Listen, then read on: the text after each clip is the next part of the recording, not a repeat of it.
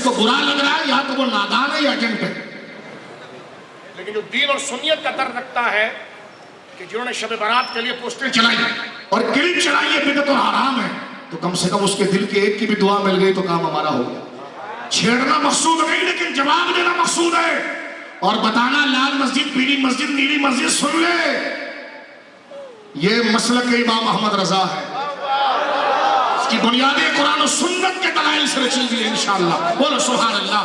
بات ختم ہو رہی ہے، بات ختم ہو رہی ہے. ہر شب برات میں دعا کرنا بدعت ہے، ناجائز ہے، ناجائز ہے. کیوں؟ رسول اللہ نے نہیں کی، صحابہ نے نہیں کی، تابعین نے. وہ تو حضور خود گئے تھے قبرستان کے اندر تو گئے تھے؟ نہیں، وہ تو ایک ہی دفعہ گئے تھے،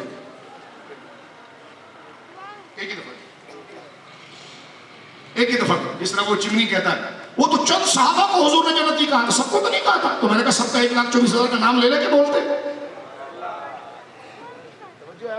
ان کو بھی وہ جراثیم لگے ہوئے. غور کرنا میرے دوستو بزرگوں، حضرت ہماری مسجد میں شب برات کا اجتماع ہوا، بدعت ہے، بدعت، ناجائز، گناہ، گناہ.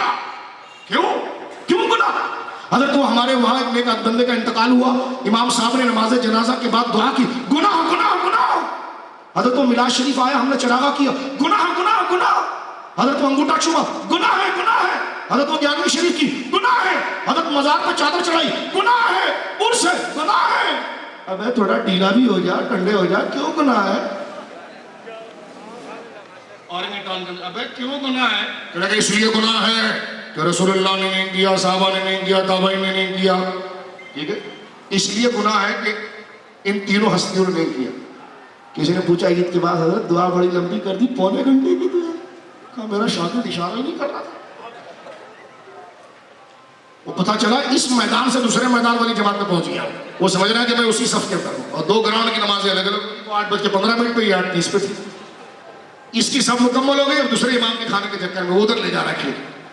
اور وہ نماز ہے، سمجھ رہے ہو؟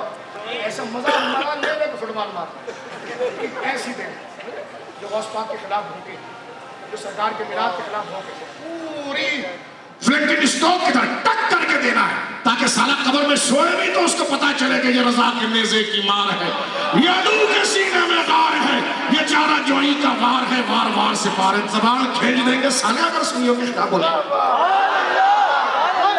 ہم ڈبے پیر یا ڈبے ملا نہیں ہیں. انہی عوام نے ہمیں کندھوں پر اٹھا کر قبرستان لے جانا ہے. بات کریں گے ان کی، یہی ہماری قبروں پر آ کر دعا کرے گی، کہے گی یار سخت تھا لیکن بات عزت کی کرتا تھا. سنو میرے دوستوں بزرگوں، کہنے کہ حضرت آپ نے تو 45 منٹ کی دعا کر دی، ادھر تو آدھا گھنٹے کا اجتماع تھا، اس کو تو آپ نے بدعت کہہ دیا. یہ جو آپ نے عید کی دعا کی، اس کی کیا دلیل ہے؟ کیا رسول اللہ نے یہ دعا کی تھی؟ کہتے نہیں. کیا عید کی نماز کے بعد رسول اللہ نے دعا کی؟ کہتے نہیں. صحابہ نے کی؟ کہتے نہیں. تابعین نے کی؟ لیکن نہیں. پھر کہتے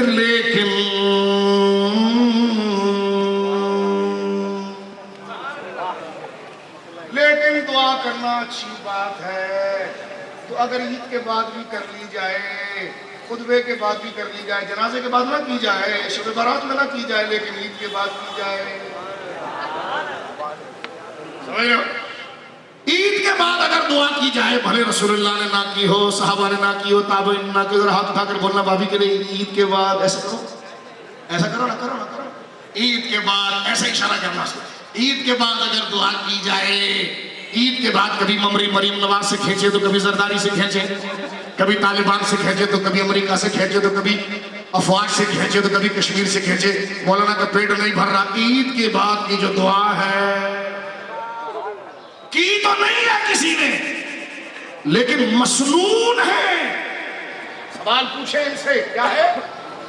کیا ہمارا کیا وہ عمل جو حدیث سے ثابت ہے، جس کو ہم صرف مستحب کہہ رہے ہیں، ہماری گردن پکڑی جا رہی ہے، اور عید کے نماز کے بعد دعا جو رسول صحابہ تابعین سے